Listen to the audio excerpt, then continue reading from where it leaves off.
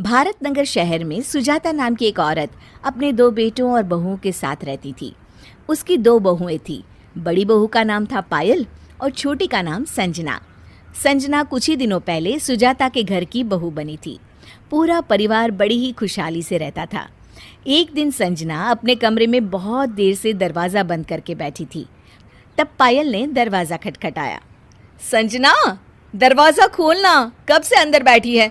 चल मेरा रसोई में हाथ बटा, खाना बनाने में देरी हो रही है। हाँ दीदी, बस आ रही हूँ। अरे तू अंदर इतनी देर से कमरे में क्या कर रही थी? कुछ नहीं दीदी, चलो ना खाना बनाते हैं। नहीं, पहले मुझे दिखा कि क्या कर रही थी तू। अरे दीदी कुछ नहीं। पायल कमरे के अंदर चली आती है और जैसे ही वो अंदर आती है उसकी आंखें खुली की खुली रह जाती है। पूरे बिस्तर पर इतनी सारी अलग अलग तरह की चूड़ियाँ रखी होती हैं। अरे संजना, क्या है ये सब? इतनी सारी चूड़ियाँ? दीदी मुझे ना चूड़ियों का कलेक्शन रखने का बहुत शौक है, तो बस इन्हीं को ही सेट कर रही थी। अरे पर इतनी सारी चूड़ियाँ? हाँ दीदी, कुल मिलाकर 150 के करीब है। क्या? 150? बाप रे बाप! दीदी बड़ी ही मेहनत से चुन चुन कर कलेक्ट की है मैंने सारी चूड़ियाँ। अच्छा, कमाल है भाई। संजना अपने चूड़ियों का कलेक्शन संभालने में इतनी खुश हो रही होती है कि पायल उसे देखकर सोच में पड़ जाती है कि उसने तो कभी ऐसा किसी चीज़ का कलेक्शन किया ही नहीं। वो अपने कमरे में जाती है और अपनी चूड़ियों का सेट गिनने लगती है। ये क्या, सिर्फ 10 सेट? संजना के पास तो कितने सारे सेट थे। चलो साड़ी निकाल कर देखती हूँ कि कितनी है। पायल अपनी सारी की सारी साड़ियाँ गिनने लगती है। हैं? सिर्फ 20 साड़ियाँ? पायल अब परेशान होती है। उसे भी अब संजना को देखकर किसी न किसी चीज़ के कलेक्शन करने की इच्छा हो रही होती है, पर उसे ये समझ में नहीं आ रहा होता कि वो किस चीज़ का कलेक्शन करे। पायल रसोई में खड़ी सोच रही होती है, क्या कलेक्ट करूँ समझ में ही नहीं आ रहा। एक काम करती हूँ, संजना से ही पूछती हूँ। पायल संजना के पास सलाह लेने जाती है। अच्छा संजना, ये बताओ ना कि तुम चूड़ियों का ही कलेक्शन क्यों करती हो? मतलब दुनिया में कितनी चीज़ें हैं, फिर भी तुमने चूड़ियों को ही क्यों चुना? अरे दीदी, आपको जो चीज़ पसंद होती है उसी का कलेक्शन करने में ही मज़ा आता है। मुझे तो बचपन से ही चूड़ियाँ पहनने का बड़ा शौक था, इसलिए मैं उनका कलेक्शन करती हूँ। पायल को अब पूरी बात समझ में आती है। पायल का अब पूरा दिन यही सोचने में निकल जाता है कि उसे किस चीज़ में रुचि है। हाँ, याद आया। जब भी ये मेरे लिए झुमका या इयररिंग्स ले आते हैं तो मुझे बड़ी खुशी होती है।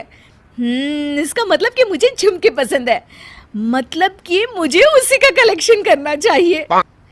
अगले दिन पायल पूरा दिन मार्केट में घूमती है और हर जगह से तरह तरह के इयररिंग्स खरीद कर ले आती है और अपने कमरे में गिन रही होती है। 348, 349, 350, 350। इतने सारे इयररिंग्स, ये हुई ना बात। इसे कहते हैं कलेक्शन। विकास शाम को ऑफिस से आता है। पायल, मुझे कार्ड का मैसेज आया, तुमने 10,000 की क्या शॉपिंग कर ली भाई? देखिए जी, कितने सारे इयररिंग्स लेकर आई हूँ मैं। क्या तुम यहाँ दुकान लगाओगी क्या? अरे नहीं जी, ये तो मेरा कलेक्शन है। किस बात का कलेक्शन? अरे मुझे इयररिंग्स पहनना बहुत अच्छा लगता है, तो मैंने सोचा कि उन्हें कलेक्ट किया जाए। ओफो पायल, तुम्हें पता भी है कि कलेक्शन किसे कहते हैं? कलेक्शन का मतलब ये नहीं होता कि एक ही बार में सारी चीज खरीद लो। लोग सालों साल कलेक्ट करते हैं अच्छी अच्छी चीजें, तब बनता है उनका कलेक्शन। अजी छोड़िए ना, आपको तो कुछ नहीं पता। पायल वहां से चली जाती है। पहले कुछ दिन तो वो अपने इयररिंग्स को संभाल के रखती है, पर धीरे धीरे उसका इंटरेस्ट इयररिंग्स से खत्म होने लगता है। अब तो वो उनकी तरफ देखती भी नहीं है। पायल, ये अपने इयररिंग्स को साफ भी कर लिया करो, कितनी धूल जमी है इनमें। मुझसे नहीं होती इनकी बारीकी से सफाई। इतने सारे इयररिंग्स, अरे कब किसकी सफाई करूं मैं? तुम तो बड़े शौक से लाई थी इन्हें, फिर क्या हुआ, कलेक्शन करने का भूत उतर गया? हाँ उतर गया। खुश? वाह, मेरे 10,000 रुपए बर्बाद कर दिए। हाँ तो ठीक है ना, बेच आइए ये सब। मैं क्यों बेच कर आऊं? तुम बेच कर आओ, तुमने ही खरीदे थे ना। पायल और विकास की लड़ाई सुनकर सब वहां आ जाते हैं। अरे आप दोनों झगड़ क्यों रहे हैं? तुम्हारी जेठानी ने तुम्हें देखकर अपना भी इयररिंग्स का कलेक्शन रखने की सोची और अब 2 महीने से उनकी तरफ देखती भी नहीं है और मेरे पैसे भी बर्बाद कर दिए। अरे दीदी, पर आपने ऐसा क्यों किया? अरे मुझे लगा कि तू इतना अच्छा कलेक्शन करती है तो मुझे भी करना चाहिए, पर ये शौक तो कुछ ही दिन रहा, फिर तो मैं बोर होने लगी। दीदी, ये तो एक शौक है।